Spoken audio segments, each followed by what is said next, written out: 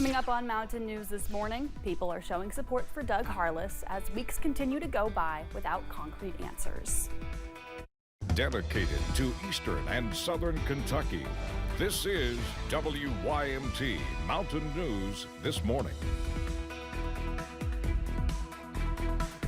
Good morning and a happy Monday, February 24th to you. It is 5:59. We are inching up on the 6 o'clock hour right now. It's also time to check on in with meteorologist Megan Dusmal for a look at that forecast this morning. And Megan, you said we have a break from the rain. You've also said maybe we'll have a break from some of this cold coming up too. So what exciting things can we expect in the world of weather? Well, you are absolutely correct. We're going to continue this nice little break from the rain, and those temperatures are going to warm up. I'm looking to see some 60s as you're going into the next couple days, so definitely something to look forward to. Now, as you're heading out the door, here's what you need to know. We're not looking at fog this morning, seeing some pretty good visibility.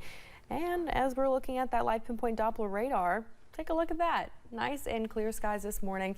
We are also looking to see sunny skies as that sun rises, seeing cloud cover increasing as we're going throughout the day. And by the time we get into the overnight hours, seeing partly cloudy skies with a very slight chance of some rain tomorrow morning. Here's a look at those temperatures, though, because it is chilly. We're going to be seeing those 20s across the board. But by the time we head into the afternoon, there's going to be a big change there, seeing the upper 50s and low 60s. A lot of places hitting that 60-degree mark today. So if you're wearing a winter coat this morning, you might need to switch to a jacket as you're heading into the afternoon. And here's how we'll get to that high temperature for today, slowly but surely. And by the time we get to that 3 o'clock hour, that's when we'll hit our high temperatures gradually decreasing as we're heading overnight. Amelia.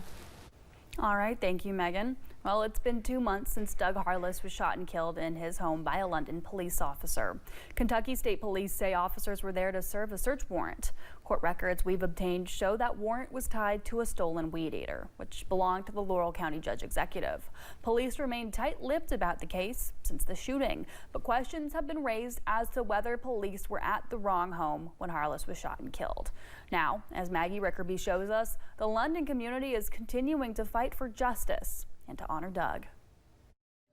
Jamie Burns is just one of many who've been outspoken in their demands for justice for Doug Harless. Burns says she used to work with Doug's daughter. We don't want this to happen to somebody else's father, to somebody else's grandfather, to somebody else's family member, because it should not have happened to anybody. And the fact that it happened to such a good man is worth showing up for.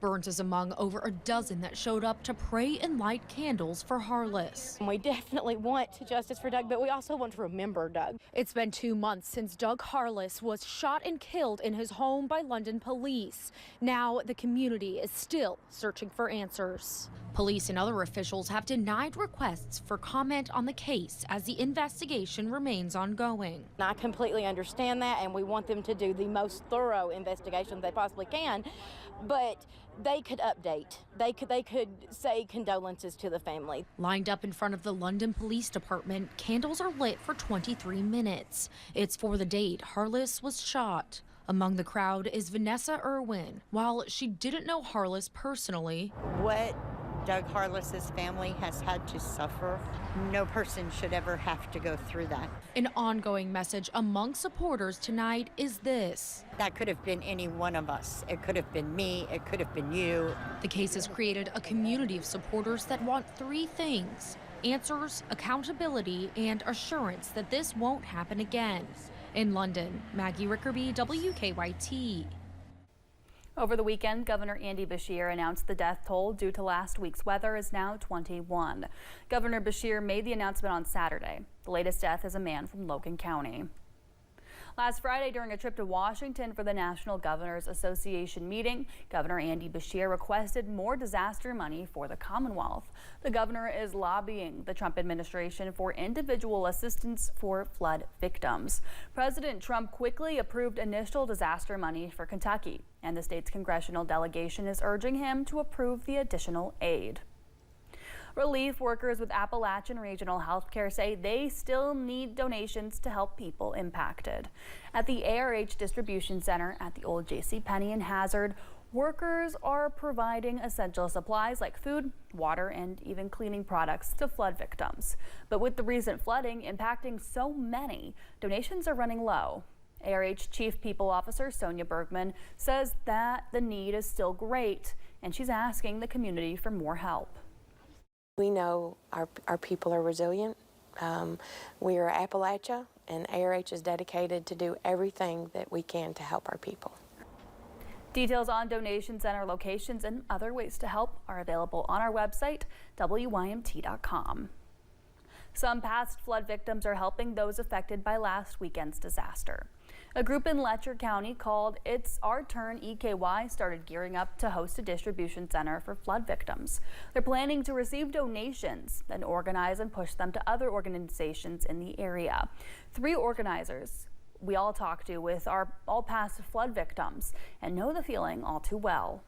Take the immediate help so that you can rebuild those long-term things that make your life worthwhile. They are focusing on putting their energy into assisting those who need immediate help in Letcher, Pike, and Perry counties. The city of Pikeville is offering free flood debris collection for both residential and commercial properties within the city limits. Dumpsters can also be requested. To schedule the collection of debris, you can call Utility Management Group at 606-437-5114. Kentuckians are also donating to the Team Kentucky Storm Relief Fund to help relief efforts. Last week, UK basketball coach Mark Pope thanked everyone who donated money to the fund at their most recent game. You know, we're so grateful for everybody that came to the game the other night and made financial contributions to the Team Kentucky Fund. You know, as of yesterday morning, it was up to $200,000, a little bit over $200,000. You can also make a donation to the fund at kentucky.gov. Local businesses are continuing to rebound after the weekend flood. Rachel Beverly is the owner of Threads of Love in Hazard. Her store was damaged and some of the products in her store were too. Beverly says she was watching as the water came into her building through security camera footage. But some of the worst of the flooding came in through the ceiling. She said it was heartbreaking to watch as it happened. By 12 o'clock, my carpet was already covered. So we moved what we could, moved the stuff to the bigger room in here, and it all got wet. Everything got wet. Beverly says she already had plans to move to a new location. At this point, she's doing what she can to pack up what was salvageable and move into that new location near the Mother Goose House.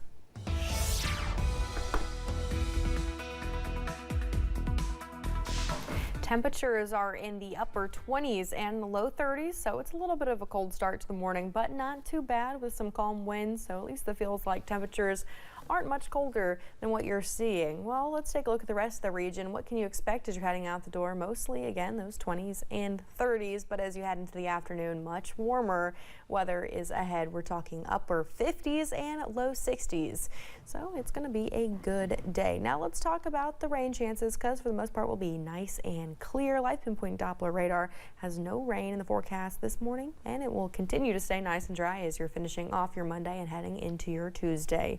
Here's how the next couple hours will play out. We'll hit our high temperature around that 4 o'clock hour today, and for the most part will be nice and mostly sunny. So go ahead and go outside as you're heading into the afternoon. It's going to be a good day. Amelia. Thank you, Megan, and thank you for joining Mountain News this morning. More news is on the way. President Donald Trump eyes a federal takeover of D.C., but the mayor sees a different future for the nation's capital, one involving statehood.